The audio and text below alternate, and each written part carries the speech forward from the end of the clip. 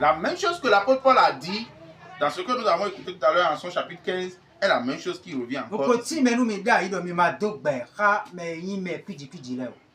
Je vous ai déjà expliqué que vous ne devez pas avoir une vie formelle avec ceux qui ont une vie impure.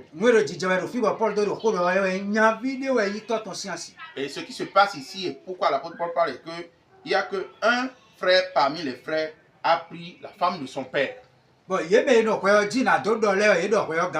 Et ceux qui devaient trancher cette situation n'ont pas tranché comme cela se doit. Et parce qu'à l'époque, l'apôtre Paul n'était pas là.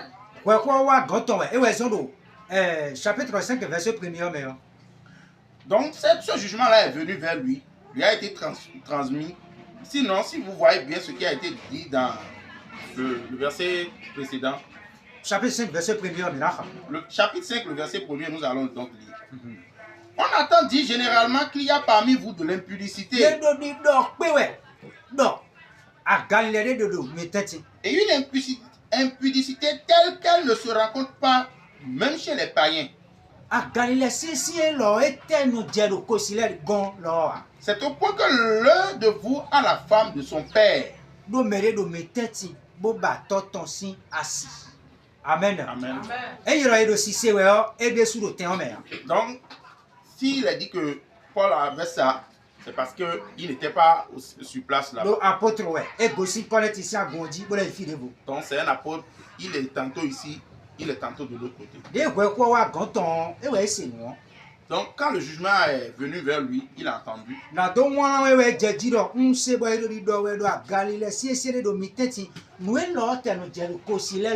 Donc, pour trancher, il dit, j'ai appris qu'il y a une telle situation au milieu de vous, et telle situation même qui ne se passe même pas au milieu des païens. Donc, 1 Corinthiens chapitre 5, pensez-nous quand on est Paul qu'on a le fils. Donc, dans le livre de 1 Corinthiens, dans son chapitre 5, nous allons voir que la pensée de Paul est ce qu'il a déjà donné dans ce verset 1.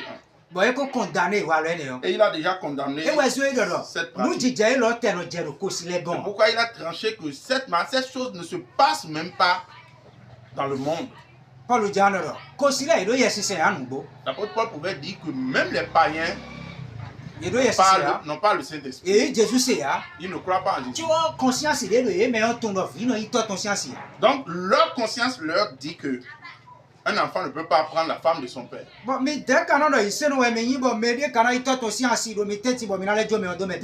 vous maintenant vous dites que vous êtes des convertis, des chrétiens et que